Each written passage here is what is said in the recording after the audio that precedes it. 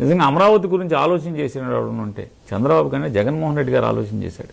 అమరావతి గుండెల మధ్యలోంచి, అమరావతి గర్భంలోంచి విజయవాడ నగరాన్ని, గుంటూరు నగరాన్ని కలుపుతూ నిమిషాల వ్యవధిలో అమరావతిలోంచి ఏ ఊర్లోంచి అయినా సరే గుంటూరుకు గానీ విజయవాడకు గానీ చేరుకుంటాకి అద్భుతమైన రహదారి నిర్మాణం చేసినాడు జగన్మోహన్ రెడ్డి గారు. ఆలోచన వచ్చిందా చంద్రబాబు నాయుడు గారు కన్నా? 5 ఏళ్లు ఉన్నావు, ఆలోచన చేసావా? చేయలేదు కదా.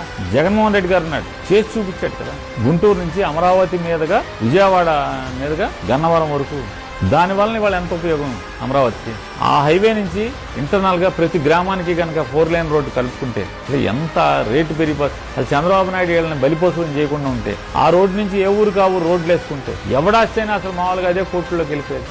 ప్రతోటి చేతిలో సంపద ఉండేది, అమరావతి రైతులందరి చేతిలో. ఇంకా రియల్ ఎస్టేట్ వెంచర్స్ వచ్చేవాళ్ళు, రెసిడెన్షియల్ కాలనీస్ అయిపోయాయి, అద్భుతమైన నగరంగా ఏర్పడేది. ఇవాళ భారత్ దాటంగానే మంగళగిరి దాకా ఎంత అద్భుతంగా, తాడేపల్లి, కుంచనపల్లి ఊళ్ళన్నీ ఎంత అద్భుతంగా మారుతున్నాయో, ఎంత వాల్యుబుల్ గా రూపాంతరం చెందుతున్నాయో. అమరావతి మొత్తం ఆ రోడ్డు నిర్మాణం వల్ల దాని నుంచి ప్రతి ఊరికి అనుసంధానం చేస్తా 4 లేన్ రోడ్డు కనుక పూర్తి చేస్తుంటే, జగన్ గారు కనుక ఖచ్చితంగా మళ్ళీ రెండోసారి ఇప్పుడు గెలిచుంటే ఈ పాటికే మొత్తం ప్రతి గ్రామానికి 4 లేన్ రోడ్డు నిర్మాణం చేసేవాడు. వెళ్ళినటువంటి ఆ హైవే నుంచి ప్రతి ఊరికి అనుసంధానం చేసేవాడు. ఎంత అద్భుతంగా ఉండేది, ఎంత వాల్యూ పెరిగేది ఆ ల్యాండ్ కి.